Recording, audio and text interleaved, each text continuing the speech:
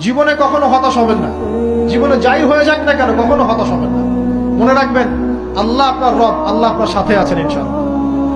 এই সমাজ আপনাকে যেভাবে শেখায়, কিভাবে শেখায়, এই যে স্কুল, কলেজ, ইউনিভার্সিটি, চাকরি, বিয়ে, সন্তান প্রতিপালন, আর তারপর ইন্না লিল্লাহি ওয়া ইন্না ইলাইহি রাজিউন, এই তো শেখায় নাকি?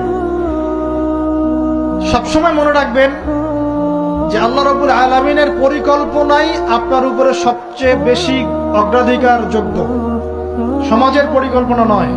পরিবার আপনাকে চাপ দিচ্ছে, চাকরি পাস না, পড়াশোনা করিস না, হ্যাঁ পড়াশোনায় কেন তুই 80 নম্বর পাইলি না, কেন চান্স পেলি না, কবে চাকরি পাবি, কবে আমাদেরকে দেখবি, খাওয়াবি, পড়াবি, এই যে চাপগুলো চারপাশ থেকে আসে কিনা, এতে করে অনেক যুবক দেখা যায় মাদকাসক্ত হয়, অনেকে দেখা যায় আত্মহত্যা করছে, ইদানিং করছে কিনা ভাই?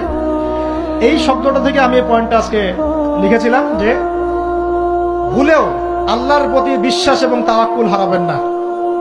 সমাজ যেভাবে শেখায়, সমাজ চারপাশে যে চাপ আপনাকে দিচ্ছে, এই চাপে নিজে গা ভাসিয়ে দিবেন না। আপনি আল্লাহর কাছে দোয়া করবেন, আল্লাহর কাছে পথ চেয়ে নিবেন এবং আল্লাহর প্রতি তাওয়াক্কুল ভরসা করবেন। কখনো আত্মহত্যার পথ বেছে নিবেন।